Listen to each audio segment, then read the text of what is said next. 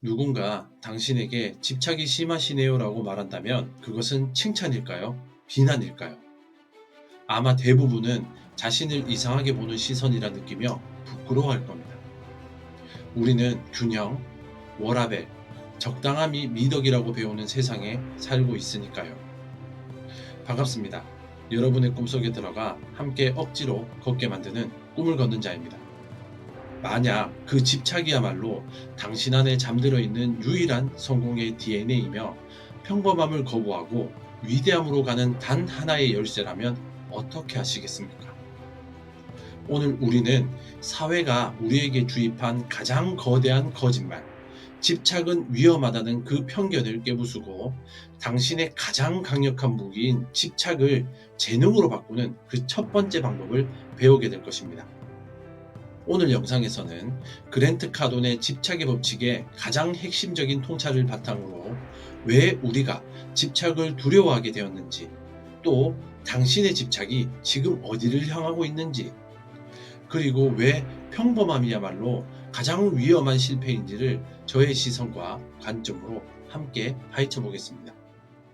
집착의 사전적 의미는 어떤 것에 마음이 끌려 떨치지 못하고 매달리는 것입니다. 이 문장에서는 어딘가 모르게 병리적이고 부정적인 뉘앙스가 느껴지죠. 매달린다는 표현은 주체적이기보단 수동적이고 어딘가 건강하지 못한 느낌을 주기 때문입니다. 하지만 그랜트 카돈은 이 단어를 완전히 새롭게 정의하죠. 그에게 집착이란 자신의 잠재력을 최대한으로 발휘하기 위해 목표에 모든 정신적, 신체적 에너지를 쏟아붓는 신성한 행위입니다. 그것은 매달리는 것이 아니라 목표를 향해 자신의 모든 것을 던지는 가장 능동적이고 주체적인 행위입니다. 자, 한번 상상해 보십시오.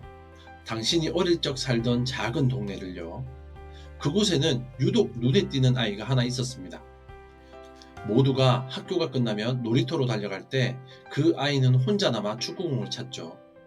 흙먼지를 뒤집어 쓴 채 땀으로 흠뻑 젖은 셔츠를 입고 이미 해가 저물어 공이 잘 보이지 않을 때까지 모두가 주말에 TV를 볼 때 그 아이는 낡은 도서관 구석에 앉아 닳고 다른 책을 읽었습니다. 책 모서리는 너덜너덜했고 페이지마다 손때가 묻어 있었죠. 그때 어른들은 뭐라고 말했습니까? 저 아이는 크게 될 아이야 라고 칭찬했나요? 아마 아닐 겁니다. 대부분은 혀를 차며 말했죠. 참 유별나다. 저렇게까지 할 필요가 있나? 인생을 즐길 줄을 몰라.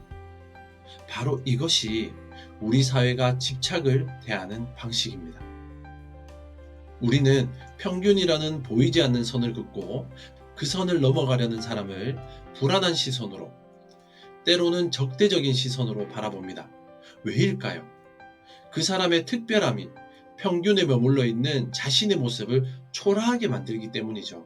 이것을 심리학에서는 크랩 멘탈리티, 즉 냄비 속 개들의 심리라고 부릅니다. 양동이에 개들을 담아두면 뚜껑이 없어도 아무도 탈출하지 못한다고 합니다. 한 마리가 필사적으로 기어 올라가 양동이의 가장자리에 다다르면 바로 그 순간 밑에 있던 다른 개들이 그 다리를 붙잡고 다시 냄비의 밑바닥으로 끌어내리기 때문이죠. 그것은 보이지 않는 손이 당신의 발목을 잡고 너만 특별하려고 그래? 여기가 안전해. 우리와 함께 있자. 라고 속삭이는 것과 같죠. 이처럼 우리를 둘러싼 사회적 중력은 생각보다 강력합니다. 너무 유난 떨지 마. 좋은 게 좋은 거야. 워라밸 챙겨야지라는 말들은 때로는 당신의 성공을 돕기 위한 진심 어린 조언이 아니라 당신을 냄비 속에 머물게 하려는 무의식적인 속박일 수 있습니다. 역사를 보십시오. 역사를 바꾼 모든 위인들은 예외 없이 지독한 집착 환자였습니다. 마리 퀴리는 방사능 연구를 위해 자신의 건강을 해쳐가면서까지 낡은 창고에서 수년간 실험에 집착했습니다. 비가 새는 허름한 창고에서 유독가스를 마셔가며 수톤의 광물을 끓이고 정제하는 작업을 반복했죠. 사람들은 그녀의 연구를 무모하다고 말렸지만 그녀의 집착은 인류에게 라듐과 플로늄이라는 새로운 원소를 선물했고 새로운 시대의 문을 열어주었습니다. 미켈란젤로는 시스티나 성당의 천장화를 그리기 위해 4년 동안 비계 위에 누워 얼굴 위로 떨어지는 페인트 가루를 맞아가며 그림에 집착했죠. 그의 목과 눈은 심각하게 손상이 되었고, 그는 친구에게 보내는 편지에 나는 이곳에서 시체처럼 살고 있다고 적을 정도였습니다. 하지만 그는 붓을 놓지 않았고 인류 역사상 가장 위대한 걸작을 남겼죠. 스티브 잡스는 단 1픽셀의 오차, 미세한 색상의 차이를 바로잡기 위해 엔지니어들을 밤새 괴롭히는 완벽주의에 집착했죠. 그는 매킨토시 컴퓨터에 들어갈 글씨체를 위해 몇 달 동안 서예를 공부하며 아름다운 글꼴을 만들어내라고 요구했습니다.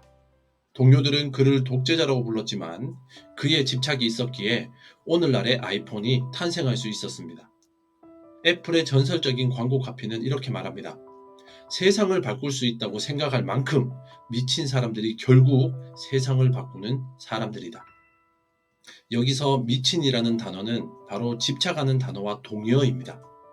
그랜트 카돈이 말하는 집착은 바로 이 사회적 중력을 끊어내고 냄비 밖으로 탈출하려는 유일한 로켓 엔진과도 같습니다. 그들은 주변의 비난과 조롱을 연료 삼아 더욱더 자신의 목표에 집착했죠. 그들은 알고 있었던 것입니다. 평범함이 중력을 이겨내지 못하면 평생을 냄비 속에서 다른 개들과 부대끼며 살아가야 한다는 사실을요.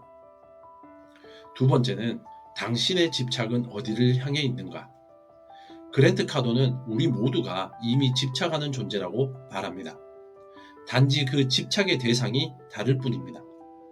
당신의 하루를 복기해 보십시오. 아침에 눈을 뜨자마자 스마트폰을 집어들고 밤사이 놓친 소식은 없는지 확인하는 것에 집착하진 않습니까? 출근길 내내 오늘 마주할 상사의 얼굴과 업무 스트레스를 걱정하는 것에 집착하지는 않습니까? 점심시간에는 동료들과 누군가의 험담을 나누는 것에, 퇴근 후에는 자극적인 유튜브 영상과 드라마를 보며 현실의 문제를 잊는 것에 집착하지는 않습니까? 이 모든 것은 당신의 소중한 정신적 에너지를 소모시키지만 당신의 성장에 아무런 도움이 되지 않는 부정적 집착입니다. 저자는 20대 시절 마약 중독에 집착했던 자신의 과거를 솔직하게 고백하죠. 그랜트 카돈은 마약 때문에 모든 것을 잃고 어머니의 눈물 앞에서 죽음의 문턱까지 갔습니다. 그는 그 순간 깨달았습니다. 자신에게는 무언가에 미친 듯이 몰두하는 강력한 집착의 DNA가 있다는 것을.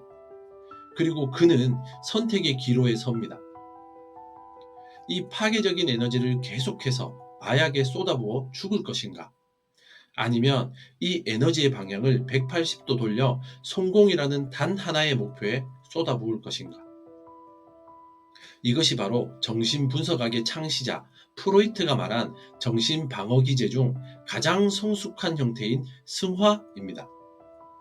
사회적으로 용납되지 않는 충동이나 파괴적인 욕구를 예술이나 학문, 일과 같은 건설적인 행동으로 전환시키는 것이죠. 예를 들어 극심한 경쟁심과 공격성을 가진 사람이 그 에너지를 승화시켜 위대한 운동선수가 되는 거나, 내면의 깊은 상처와 고독을 가진 사람이 그것을 승화시켜 세상을 울리는 예술작품을 만들어내는 것처럼 말입니다. 이것은 단순한 방어기제가 아니라 자신의 가장 어두운 에너지를 가장 밝은 성취의 연료로 사용하는 위대한 연금술과도 같죠. 자, 이제 당신의 에너지를 되찾을 시간입니다. 지금부터 개인적인 집착 감사를 시작하겠습니다. 1단계는요, 에너지 도둑 목록을 작성하는 겁니다. 지금 스마트폰을 열어 스크린 타임 기록을 확인해 보십시오. 어제 당신의 시간을 가장 많이 앗아간 앱 3가지는 무엇입니까? 어제 당신의 머릿속을 가장 복잡하게 했던 걱정 3가지는 무엇입니까? 종이에 정직하게 적어보는 겁니다. 이것이 바로 당신의 에너지를 훔쳐가는 주범들의 명단이거든요. 2단계는 감정적 대가 분석입니다. 그 명단을 보며 스스로에게 질문하십시오. 내가 이 앱에 쏟은 2시간 동안 무엇을 놓쳤는가?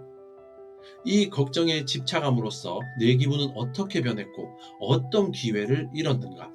시간뿐만 아니라 당신이 지불한 감정적 대가를 구체적으로 적어보는 것입니다. 아마도 당신은 생각보다 훨씬 더 많은 것을 잃고 있었다는 사실에 놀라게 될 겁니다.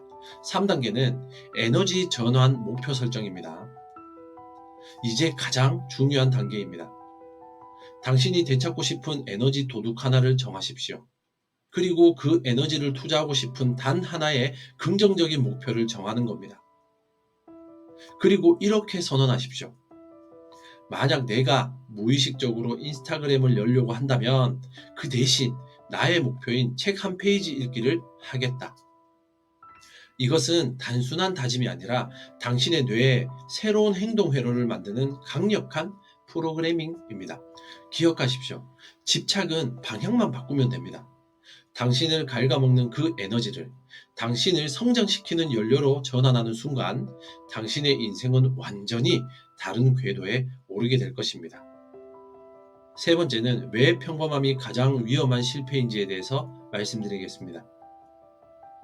우리는 평균이라는 단어에서 안정감을 느끼죠. 하지만 그랜트 카도는 평범함이야말로 가장 위험한 실패 상태라고 경고하죠. 평범하다는 것은 언제든 대체될 수 있다는 의미이기 때문입니다. AI와 자동화 기술이 인간의 자리를 위협하는 이 시대에 평범한 수준의 능력은 더 이상 당신의 생존을 보장해주지 않습니다. 정보이론가 크리스 앤더슨이 제안한 롱테일 법칙을 생각해 보십시오.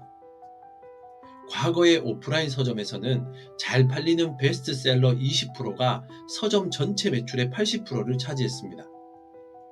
공간이 한정되어 있으니 평범한 인기를 가진 책들은 진열될 기회조차 없었죠. 하지만 아마존과 같은 온라인 서점에서는 창고 공간의 제약이 사라지면서 1년에 단 몇 권만 팔리는 수백만 종의 비주류 책들이 모여 베스트셀러의 총 매출을 뛰어넘는 현상을 나타냈습니다.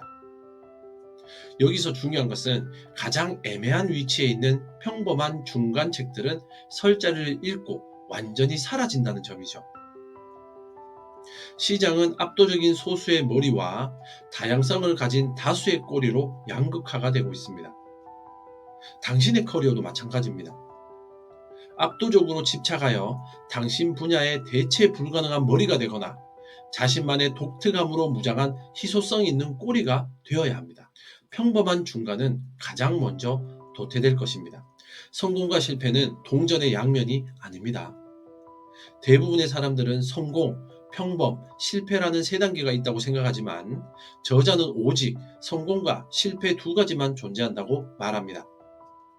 그리고 평범함은 실패로 가는 길목에 있는 아주 안락하고 달콤해서 좀처럼 벗어나기 힘든 정거장일 뿐이거든요. 우리의 뇌는 생존을 위해 본능적으로 에너지를 아끼도록 설계되어 있죠. 그래서 익숙하고 편안한 평범함에 머물려는 경향이 있습니다. 새로운 도전, 즉 집착은 엄청난 에너지를 요구하기 때문에 우리의 뇌는 그것을 위험 신호로 받아들이고 저항하는 것이죠. 하지만 당신은 지금 그 정거장에 만족하며 머무르고 있지는 않습니까? 당신은 그저 그런 삶에 안주하며 당신의 잠재력을 서서히 질식시키고 있지는 않습니까? 그랜트 카도는 우리에게 묻습니다. 당신은 평균이 되기 위해 태어났습니까? 이 질문에 대한 당신의 대답이 아니오라면 당신은 더 이상 평균의 안락함에 숨어 있어서는 안 됩니다. 당신만의 위대함을 향한 집착을 시작해야 할 때거든요. 오늘 우리는 집착이라는 단어에 씌워진 누명을 벗겨내고 그것이 위대함을 향한 열쇠임을 확인했습니다. 당신 안에도 분명 세상을 바꿀 수 있는 강력한 집착의 에너지가 잠들어 있습니다. 그러니 오늘 밤 잠들기 전 딱 10분을 당신 자신에게 투자해 보시는 것은 어떨까요? 당신이 오늘 하루 무의식적으로 집착했던 부정적인 것들을 모두 종이에 적어보는 겁니다. 그리고 그 목록을 바라보며 이 소중한 에너지를 어디로 옮기고 싶은지, 당신을 정말 성장시킬 단 하나의 목표를 그 옆에 붉은 펜으로 선언해 보십시오. 그 선언이 내일 우리가 함께 걸어갈 여정의 첫걸음이 될 것입니다. 당신의 꿈 곁에서 함께 조용히 걷는 꿈을 걷는 자였습니다. 감사합니다.